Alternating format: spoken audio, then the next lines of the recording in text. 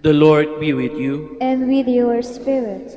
A reading from the Holy Gospel according to Luke. Glory to you, O Lord. Since many have undertaken to compile the narrative of the events that have been fulfilled among us, just as those who were eyewitnesses from the beginning and ministers of the word have handed them down to us, I too have decided, after investigating everything accurately anew, to write it down in the orderly sequence for you, most excellent Theophius, so that you may realize the certainty of the teachings you have received. Jesus returned to Galilee in the power of the Spirit, and news of him spread throughout the whole region. He taught in their synagogues and was praised by all. He came to Nazareth, where he had grown up, and went according to his custom into the synagogue on the Sabbath day. He stood up to read and was handed a scroll of the prophet Isaiah. He unrolled the scroll and found the passage where it was written, "The Spirit of the Lord is upon me, because He has anointed me to bring glad tidings to the poor. He has sent me to proclaim liberty to captives and recovery of sight to the blind, to let the oppressed go free, and to proclaim a year acceptable to the Lord." Rolling up the scroll, he handed it back to the attendants and sat down. And the eyes of all in the synagogue looked intently at him. He said to them, "Today, this scripture passage is fulfilled in your hearing." Brothers and sisters, the Gospel of the Lord. Praise to you, Lord Jesus Christ. Please be seated.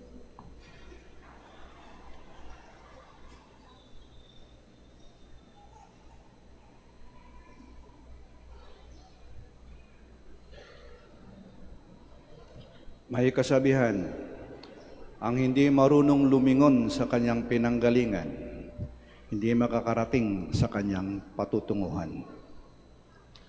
Si Jesus, marunong lumingon sa kanyang pinanggalingan. Sa Ebanghelyo, bumalik siya sa Nazaret, sa lugar saan siya lumaki. Hindi siya nakakalimot. Hindi na kinahiya ang kanilang maliit na baryo saan siya lumaki. Bumalik siya. Madaling bumalik sa lugar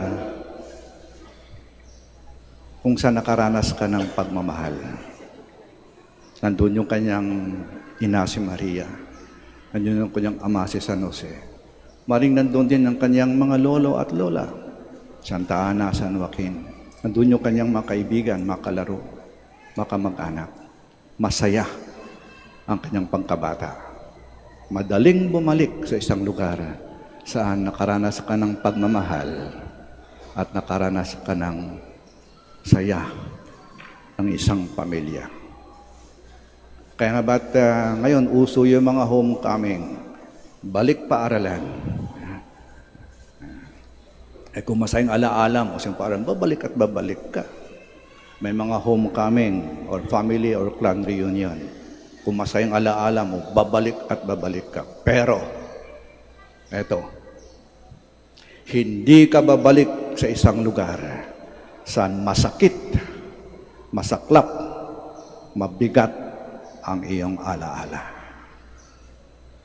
Minsan sasabihin mo, sinusumpa ko na yung lugar na yan. Hindi na ako babalik dyan.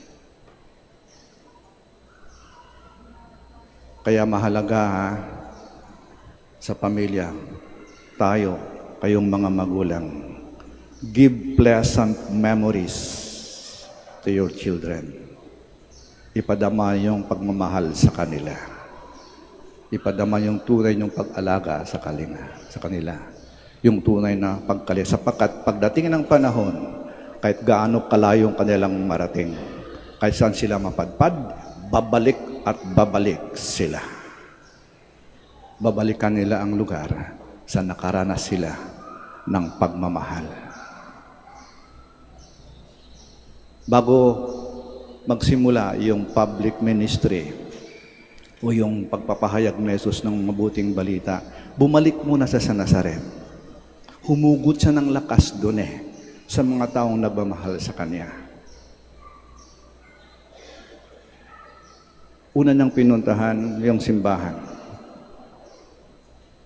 Sinabi nga nito, kinuha niya yung scroll, yung babasahin at binasa. Siguro nung maliit na bata siya, gawain niya yun. Pumunta ng simbahan at magbasa doon.